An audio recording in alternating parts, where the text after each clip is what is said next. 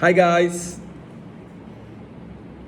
Social media മൊത്തം കത്തി നിൽക്കുന്ന ഇപ്പോൾ തൊപ്പിയുടെ ഗ്യാങ്, MRG ഗ്യാങ്, പിന്നെ മമ്മു എയറിലായിരിക്കുകയാണ്. മമ്മൂനെ എയറിലാക്കിയ നൈനിഷ.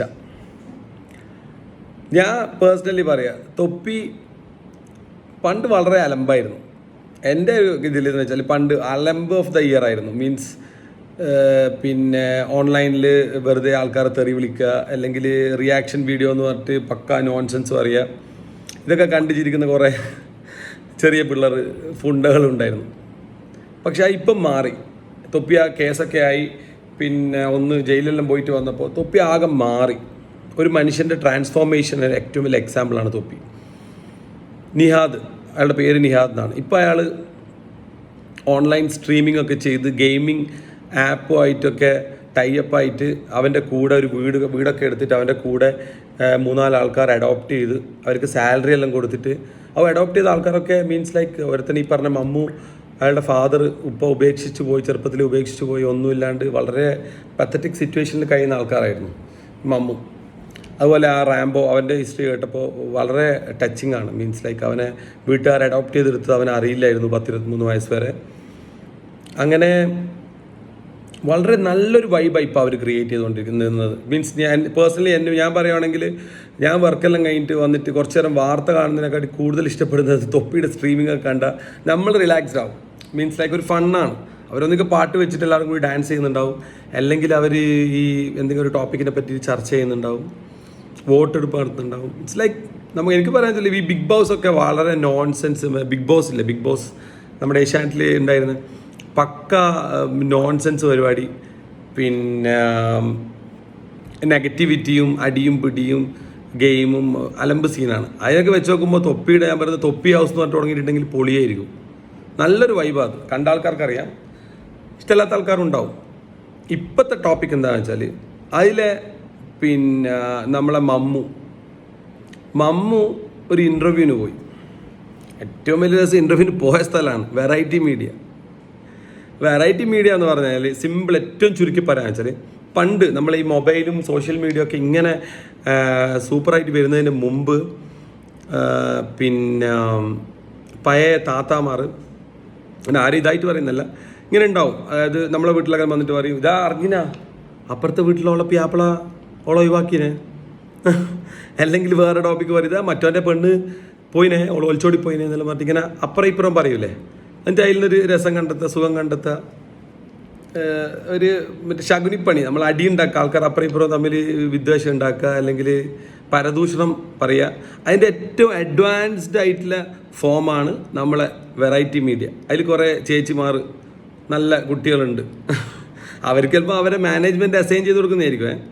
പക്ഷെ എന്ത് തന്നെ ആയാലും ഒരു 20 വയസ്സോ മറ്റോ ഉള്ള മമ്മൂനെ പറ്റി പറയുകയാണെങ്കിൽ ശരിക്കും നമ്മൾ പറയണം, എന്താണ് പിന്നെ മെൻ്റലി ഡിസേബിൾഡ് എന്ന് പറയേണ്ടി വരും. പണ്ട് തൊപ്പിൻ്റെ ഒരു അവസ്ഥയില്ല. ഞാൻ പറഞ്ഞ പണ്ട് തൊപ്പിനെ ഇഷ്ടമല്ല എന്ന് പറയുന്ന തൊപ്പിയില്ലേ, നോൺസെൻസ് പറയുക, എന്നിട്ട് അത് കേട്ടിട്ട് ആൾക്കാർക്ക് ഇഷ്ടപ്പെടട്ടെ എന്നുള്ള രീതിയിൽ, വൈറലാകട്ടെ എന്നുള്ള രീതിയിൽ പറഞ്ഞ് നടക്കുന്ന മമ്മു. പണ്ട് തൊപ്പിൻ്റെ അതേ സ്റ്റൈലുള്ളതാണ് ഇപ്പം മമ്മു. ആ മമ്മൂനോട് ഇൻ്റർവ്യൂവിൽ എന്തോ ചോദിക്കുന്ന വകയിൽ മമ്മു ഭയങ്കര മാസമായിട്ട് പറയുന്നതാണ്, ഞാൻ എൻ്റെ അപ്പുറത്തെ വീട്ടിലെ ജനലെറിഞ്ഞ് പൊട്ടിക്കും, പിന്നെ ഞാൻ കുളിസീന് എത്തി നോക്കലുണ്ട്. ഇതെല്ലാം മമ്മു പറയുന്നത്. അതിനിടയ്ക്ക് മമ്മു ഇങ്ങനെ ചോദിക്കുന്നുണ്ട്, ഇതെല്ലാം പറയാൻ പറ്റുമോ. അപ്പോൾ ഇപ്പുറത്തുള്ള ആങ്കറിൻ്റെ പേരെന്തായിരുന്നു, നൈനിഷ. അവള് പറയാണ്, പറ. എന്നിട്ട് പിന്നെ ഏത് സമയത്ത് നിങ്ങൾ കുളിസീന് നോക്കാൻ പോക്ക്, രാവിലെ ആണോ പകലാണോ, അല്ല അടുത്തുള്ള വീടാണോ ദൂരത്തുള്ള വീടാണോ, ഓടിട്ട വീടാണോ ഓടിടാത്ത വീടാണോ, ഓടിളക്കിയിട്ടാണോ നോക്കൽ, ജനലിൻ്റെ മേലോട്ട് എത്തിയിട്ടാണോ. See how miserable an anchor can B.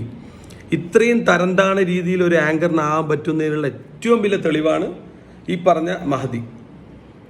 പേഴ്സണലായിട്ട് ഒരു പ്രശ്നമില്ല, പക്ഷേ ഇത്രയും നോൺസെൻസ് കാണിച്ചു കഴിഞ്ഞാൽ അത് പറയാണ്ടിരിക്കാൻ പറ്റത്തില്ല. അവരെന്നിട്ട് പറയുന്നത്, പിന്നെ പറ നീ കാര്യങ്ങൾ പറയാന്നിട്ട് ഇവനിങ്ങനെ കേട്ടുക. എന്തോ അവൻ്റെ ഭാഗത്ത് തെറ്റുണ്ട്. ഏറ്റവും വലിയ രസം, അവനിപ്പം പറഞ്ഞിട്ടുണ്ട്, ഇത് കഴിഞ്ഞപ്പം പറഞ്ഞിട്ടുണ്ട്, ഞാൻ അങ്ങനെയൊന്നും കരഞ്ഞുകൊണ്ട് പറയുന്നത് കേട്ടു, ഞാൻ അങ്ങനെയൊന്നും ചെയ്തിട്ടില്ല, ഞാൻ വെറുതെ ഒരു മാസിന് വേണ്ടി പറഞ്ഞതാണ്. അവൻ മാസിന് വേണ്ടിയോ എന്ത് തേങ്ങക്ക് വേണ്ടിയെങ്കിലും പറഞ്ഞോട്ടെ. ഇപ്പുറത്തിരിക്കുന്ന ഞാൻ ഒരു മാധ്യമ പ്രവർത്തകനാണ്, ഞാൻ ഒരു ഇൻ്റർവ്യൂവറാണ്. അപ്പോൾ ഞാൻ ഇൻ്റർവ്യൂ ചെയ്യുന്ന ആൾ പക്ക ഒരു യൂസ്ലെസ് ആയിട്ടുള്ളൊരു കാര്യം, ഒരു ഡെവലപ്പിംഗ് പ്രോഗ്രസീവ് ആയിട്ടുള്ള സൊസൈറ്റിക്ക് ഒരിക്കലും അംഗീകരിക്കാൻ പറ്റാത്ത കാര്യങ്ങൾ പറയുമ്പോൾ എന്താ ഞാൻ പറയേണ്ടത്? ഒന്ന് പറയാം, സോറി അതിവിടെ പറയണ്ട, അല്ലെങ്കിൽ നിങ്ങൾ കഴിഞ്ഞു പാസ്റ്റ് പണ്ടത്തെ അല്ലേ, ഇപ്പം നിങ്ങൾ അങ്ങനെയൊന്നും ചെയ്യുന്നില്ലല്ലോ, ചെയ്യരുത്. ഓക്കെ, അല്ലെങ്കിൽ അവരെന്തെങ്കിലും ചെയ്തോട്ടെ എന്നിട്ട് കട്ട് ചെയ്യാതെ. ഇനി ഈ ഇൻ്റർവ്യൂർ പോട്ടെ, ഇൻ്റർവ്യൂർ അപ്പം തന്നെ റെസ്പോണ്ട് ചെയ്യണമായിരുന്നു. ഇനി ഇൻ്റർവ്യൂ റെസ്പോണ്ട് ചെയ്തിട്ടില്ലെങ്കിൽ ഈ ചാനൽ എന്ന് പറഞ്ഞാൽ തൊലിയില്ലേ, ഊമ്പിയ ചാനലിൻ്റെ പേര് വെറൈറ്റി മീഡിയ. ഈ വെറൈറ്റി മീഡിയ എന്തായിരുന്നു ചെയ്യേണ്ടത്? അവർക്കൊരു എഡിറ്റർ ഡെസ്കും എഡിറ്റിംഗ് ഒക്കെ ഇല്ലേ, അവർ ഈ ഭാഗം കട്ട് ചെയ്തിട്ട് വിടാം. ബാക്കിയെല്ലാം നല്ല കാര്യങ്ങൾ മാത്രം പറയുന്നതിനടുത്ത് എന്തെങ്കിലും മോശം കാര്യം പറഞ്ഞാൽ അത് മാത്രം എഡിറ്റ് ചെയ്തിട്ട് മുന്നോട്ടെടുത്ത് വെക്കുന്ന പോലെ തന്നെ ഇയാൾ നോർമലി ടോക്ക് ചെയ്യുമ്പോൾ ഒരു സ്ലിപ്പ് ഓഫ് ടങ്ങ അല്ലെങ്കിൽ അയാളുടെ ബുദ്ധി കുറവ് കൊണ്ടോ അയാൾ പറഞ്ഞു പോയെങ്കിൽ അതിനെ ഇല്ലാതാക്കിയിട്ട് ഇൻ്റർവ്യൂ ഇടാൻ അവർക്കറിയില്ലേ. അപ്പോൾ ഇന്നത്തെ കാലത്തിൻ്റെ ഏറ്റവും വലിയ ശാപമാണ്, ഏറ്റവും വലിയ വസ്തുക്കൾ എന്ന് ഞാൻ പറയുന്ന സാധനമാണ് ഇങ്ങനെയുള്ള ഓൺലൈൻ കോപ്പുകൾ. അപ്പോൾ ഇതിൽ അവനെ ഞാൻ പറയാന്ന് വെച്ചിട്ട് 50% താഴെ അവനെ കുറ്റം പറയാൻ പറ്റും. അവൻ പറഞ്ഞില്ല, അവൻ മെൻ്റലി ഡിസേബിൾഡ് ആയിട്ട് പറയണം. നമ്മൾ പറയുന്നത് ഭിന്നശേഷിക്കാരെന്ന് പറയണം അവന്. അവൻ ആ ബുദ്ധിയേ ഉള്ളൂ. അവന് 20 വയസ്സിൻ്റെ വളർച്ചയും 10 വയസ്സിൻ്റെ ബുദ്ധി ഉള്ളത് കൊണ്ടാണ് അവൻ അങ്ങനെ പറഞ്ഞത്. അല്ലെങ്കിൽ ഞാൻ ചോദിക്കട്ടെ, സൊസൈറ്റിയിൽ ഒളിഞ്ഞു നോക്കലും പിന്നെ കുളിക്കടവിൽ എത്തി നോക്കലും എന്നെല്ലാം പറഞ്ഞാൽ ഏത് കാലത്തുള്ളതാണ്? നമ്മൾ പണ്ടത്തെ സിനിമയെല്ലാം കാണുന്നില്ലേ, ജഗതി അല്ലെങ്കിൽ ആരെങ്കിലും ഒരു നടൻ പിന്നെ ഇങ്ങനെ കുളിക്കടവിലേക്ക് എത്തി നോക്കുന്നു, അത് കോമഡി ആക്കിയിട്ട് കാണിച്ച് തള്ളലുണ്ട്. അപ്പോൾ അതിലും വലിയൊരു പിന്നെ അത് ആ കാലഘട്ടത്തിൽ ഉണ്ടായിരുന്നു. അപ്പോൾ ഈ സാധനത്തിന് ഇപ്പോൾ നമ്മുടെ സൊസൈറ്റി പ്രോഗ്രസ് മുന്നോട്ടേക്കാണ് പോകുന്നത്, ഡെവലപ്പ് ആകാൻ ശ്രമിക്കുകയാണ്. അങ്ങനെയുള്ളൊരു സ്ഥലത്ത് ഇവർ ബാക്കോട്ടേക്ക് അടിക്കുന്നത്. നീ പറ, നീ കുളിസിയും കണ്ട കഥ പറ, അത് കേൾക്കട്ടെ. ഇതെന്താ മറ്റേ അഡൽട്ട്സ് ഓൺലി ആണോ ഫിലിം? അങ്ങനത്തെ ഫിലിമാണോ നിങ്ങൾ ഇൻ്റർവ്യൂവിൽ കൊടുക്കാൻ ഉദ്ദേശിക്കുന്നത്? ഇത് നമ്മുടെ സമൂഹത്തിൻ്റെ ഇന്നത്തെ കാലത്ത് ഏറ്റവും വലിയ ശാപമാണ്. അതുപോലെ തന്നെ കാണാം നമ്മുടെ വേറൊരു നടൻ്റെ ഇൻ്റർവ്യൂ, നമ്മൾ ധ്യാനിൻ്റെ ഇൻ്റർവ്യൂസൊക്കെ ഇവർ മെയിനായിട്ട് എടുത്ത് കാണുന്ന കാണാം. ധ്യാനി പറഞ്ഞ പോലെ പക്ക നോൺസെൻസ് യൂസ്ലെസ് കാര്യങ്ങൾ പറയും. ഞാൻ പണ്ട് ഇങ്ങനെയായിരുന്നു, ഞാൻ പണ്ട് സ്കൂൾ പഠിക്കുമ്പോൾ ഡെയിലി പിന്നെ വെള്ളമടിച്ചിട്ടായിരുന്നു പോക്ക്, മറ്റേത് ഇത് ഇതൊന്നും വലിയ കാര്യമൊന്നും അല്ല എന്ന് മാത്രമല്ല, ഇത് കേൾക്കുന്ന ഒരു വിഭാഗമുണ്ട്. ഇപ്പം ഒരു ഏജ് ലിമിറ്റുള്ള ആൾ, പക്വതയുള്ള ആൾ കേട്ട് കഴിഞ്ഞാൽ ഇത് തള്ളിക്കളി, നോൺസെൻസ് പറയുന്നതെന്ന് പറയും. ഒരു ഗ്രോയിങ് ജനറേഷൻ ഉണ്ട്. അതൊരു 10 വയസ്സ് മുതൽ 18 വയസ്സ് വരെയുള്ള ഒരു കാറ്റഗറിയിലുള്ള ആൾക്കാരുണ്ട്. അവർ ഇത് കേൾക്കുമ്പോൾ അല്ലെങ്കിൽ ഇത് കാണുമ്പോൾ അവർ മനസ്സിലാക്കുന്നത് ഒളിഞ്ഞു നോട്ടം നല്ലൊരു സംഭവമാണ്, അപ്പോൾ അതിനെ നമുക്കതും ചെയ്യാം. അല്ലെങ്കിൽ ധ്യാനിൻ്റെ ഇൻ്റർവ്യൂ കേട്ടിട്ട് പറയുമ്പം തോന്നും നമുക്ക് പിന്നെ സ്കൂളിൽ പഠിക്കുമ്പം കള്ളു കുടിച്ചിട്ട് സ്കൂളിൽ പോവാം, കട്ടാക്കിയിട്ട് കള്ളു കുടിച്ച് നടക്കാം. ഇതൊക്കെയല്ലേ കുട്ടികൾക്ക് കൊടുക്കുന്ന മെസ്സേജ്? നിങ്ങളൊക്കെ ഏത് കാലഘട്ടത്തിലാണ് ജീവിക്കുന്നത്? ഈ മീഡിയാസൊക്കെ അതായത് എത്രത്തോളം മോശമാണെന്ന് വെച്ചാൽ, പണ്ട് നമ്മൾ കേൾക്കല്ലേ ചില മന്ത്രിമാരെ ടാർഗറ്റ് ചെയ്തിട്ട് പുറത്താക്കേണ്ടിയിട്ട് അവരെ ആ സ്ഥാനത്ത് നിന്ന് കളയേണ്ടിയിട്ട് ചില കോർപ്പറേറ്റ്സ് എല്ലാം പിന്നെ ചില കോൾ ഗേൾസിനെ അയക്കും, അതായത് പെണ്ണുങ്ങളെ അയക്കും മന്ത്രിമാരുടെ അടുത്തേക്ക്. മനുഷ്യരല്ലേ, അപ്പോൾ അയാളെ കൊണ്ട് എന്തെങ്കിലും റോങ് ടോക്ക് ഫോണിൽ ചെയ്യിച്ചിട്ടോ അല്ലെങ്കിൽ വേണ്ടി വന്നാൽ ആ മന്ത്രിൻ്റെ പേരും പോയിട്ട് കടന്നു കൊടുക്കും. എന്നിട്ട് പിന്നെ പറയും മന്ത്രി പീഡിപ്പിച്ചതെന്ന് പറഞ്ഞിട്ട് മന്ത്രിനെ പുറത്തായിക്കും എന്ന് പറഞ്ഞതിൻ്റെ വേറൊരു വെർഷനാണ് ഈ വെറൈറ്റി മീഡിയ കാണിക്കുന്നത്. ഈ പറഞ്ഞ പോലെ ബുദ്ധിക്ക് സ്ഥിരതയില്ലാത്ത പിള്ളേരെ കൊണ്ട് എന്തെങ്കിലും പറയിപ്പിക്കുക, എന്നിട്ട് അതിനെ വൈറലാക്കുക, എന്നിട്ട് ഇവർ ഭയങ്കര റീച്ച് ഉണ്ടാക്കുക, ഇവരെ കാര്യസാധ്യത നേടിയെടുക്കുക. അപ്പുറത്തുനിന്ന് അവൻ്റെ ലൈഫും തകരുകയാണ്. അതിനേക്കാട്ട് ഉപരിയായിട്ട് സൊസൈറ്റിക്ക് കൊടുക്കുന്ന message very very wrong message കൊടുക്കുകയാണ്.